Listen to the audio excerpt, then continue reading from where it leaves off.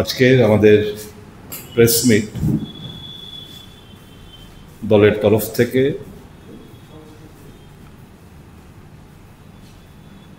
এই very recently Rabindra ভবন সংলগ্ন এলাকায় একটি নাইট ক্লাবই বলুন, পাবই বলুন, রেস্টুরেন্ট কাম বারই বলুন, এই ব্যাপার নিয়ে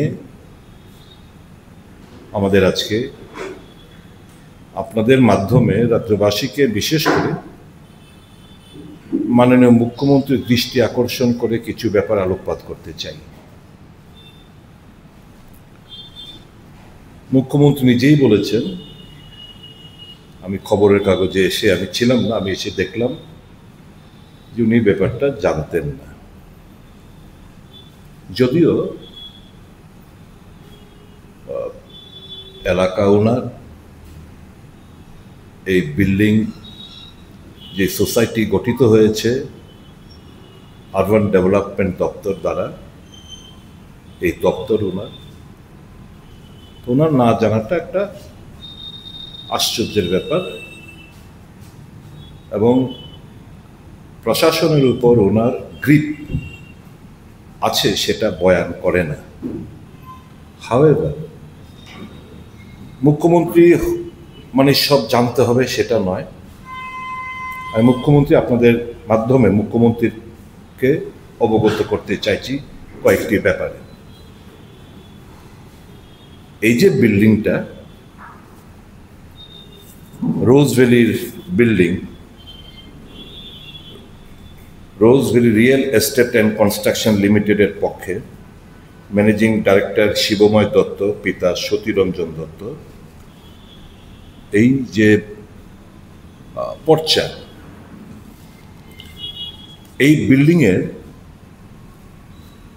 আমি জানি, কারণ তখন এটা নিয়ে আলোচনা আমরা করেছিলাম।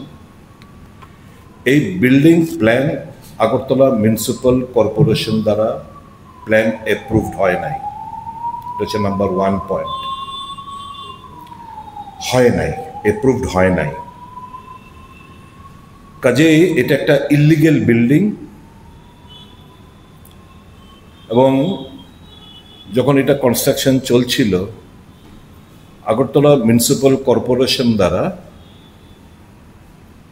নোটিশও তাদের দেয়ালে সেটে দেওয়া হয়েছিল। যাই হোক, তারপর জল অনেকটা গেছে, আপনারা জানেন। তখন আমি আওয়াজ তুলেছিলাম, এই যে দুটো পর্চা, এটা রোজ ভ্যালির পর্চা, এটা রবীন্দ্র ভবনের পর্চা, এ হচ্ছে তার ম্যাপ।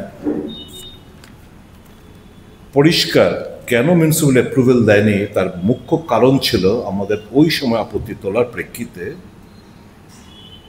যে রবীন্দ্র ভবনের জায়গা অকুপাই করে রেখেছে এই রোজ ভ্যালি কনস্ট্রাকশন কোম্পানি লিমিটেড দ্বারা।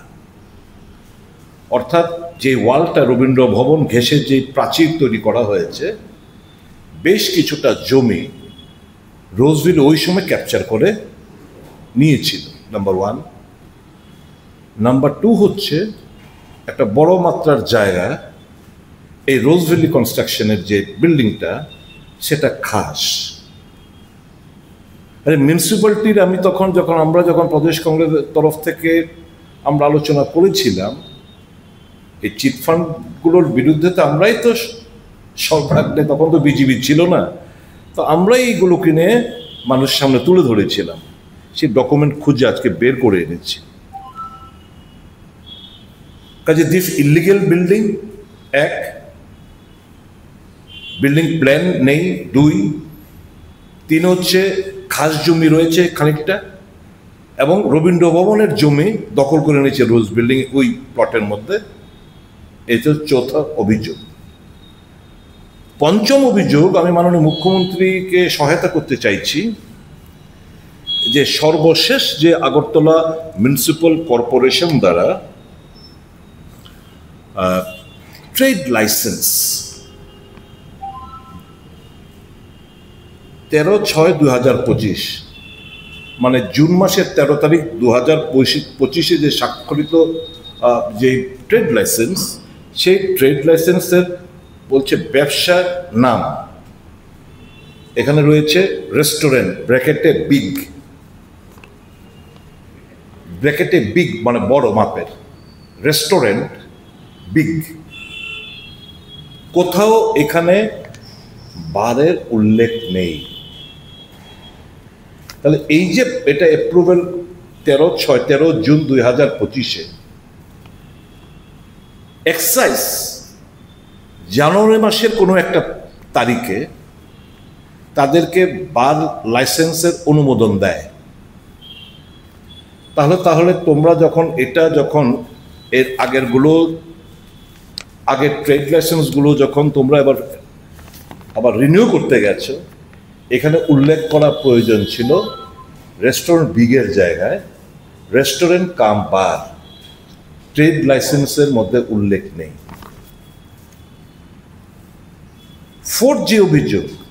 ষষ্ঠ যে অভিযোগ আমি করতে চাইছি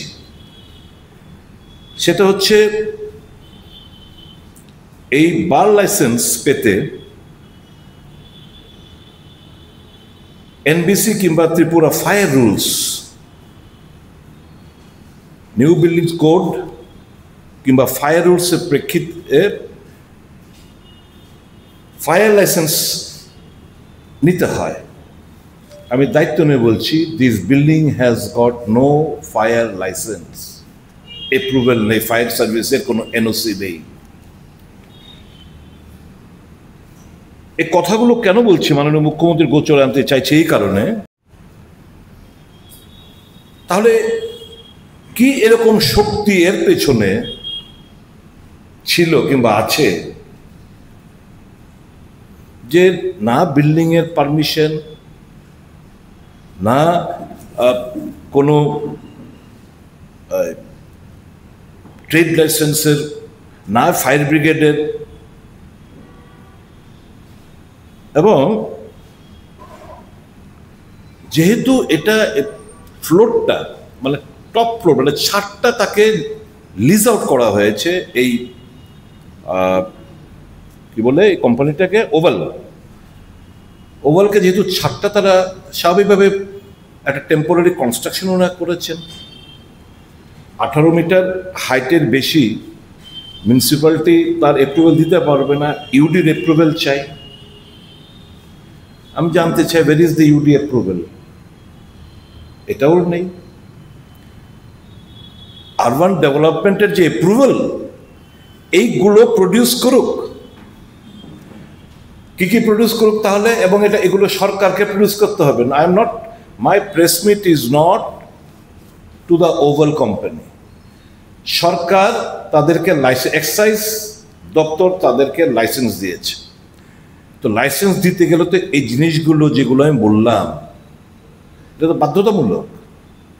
তো কিসের প্রেক্ষিতে এক্সাইজ তাহলে এখানে রেস্টুরেন্ট কাম বার কিংবা বার কাম রেস্টুরেন্টের জন্য এখানে পারমিশন দিল, এক্সাইজ ডিউটি তাদেরকে লাইসেন্স দিল, সেটা আমি জানতে চাইছি।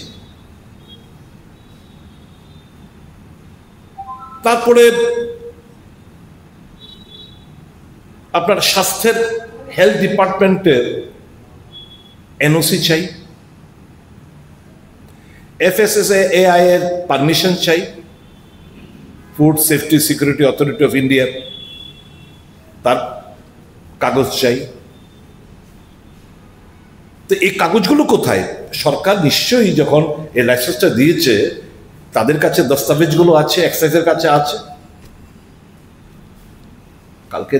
কালকে আমি শুনলাম, যার প্রেক্ষিতে আমি আজকে প্রেস মিটটা করলাম, যে সরকার ওভালের কাছে শোকজ করেছে, কেন তোমরা 11টার পরে তোমরা এই প্রথম দিন 11টার পর খোলা ছিল।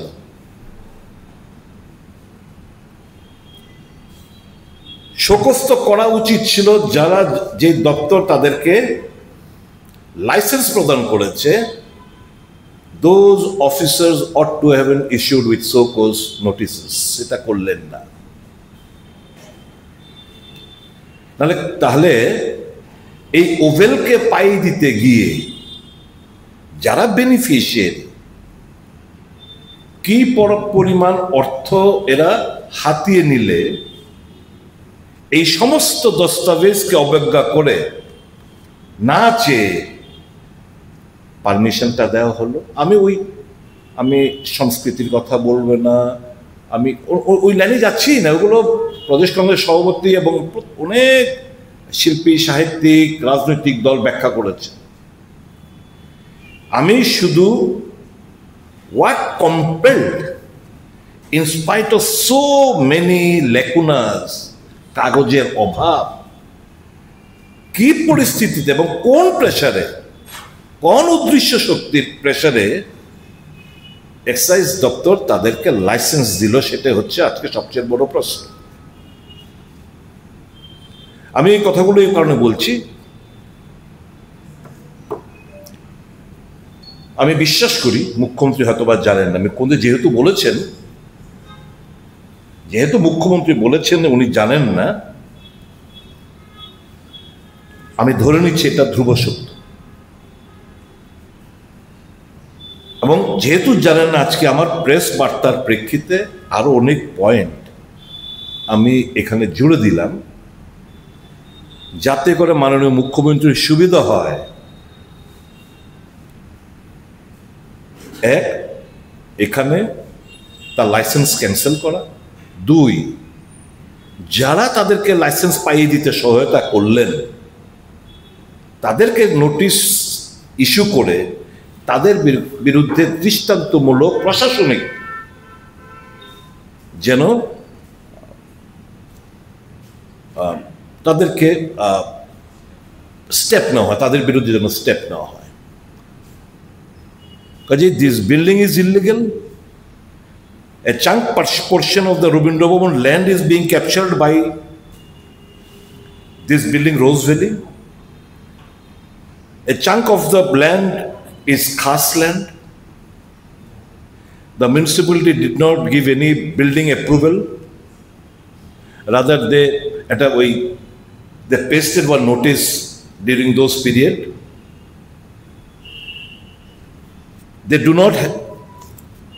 They have suppressed in their trade license on 13/6/2025.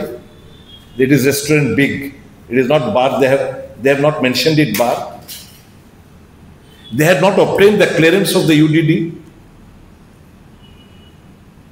So many lacunas exist. They have not obtained the NOC of the fire. They had not obtained the NOC of the health department. They have not even obtained the NOC of the pollution control. তো কি কাগজের এত সব লেকুনাস থাকার পরেও what compelled the excise department to grant them license? মাননীয় মুখ্যমন্ত্রী, আপনাকে আমি সহযোগিতা করলাম, প্রশাসনিক ক্ষমতা আপনার কাছে।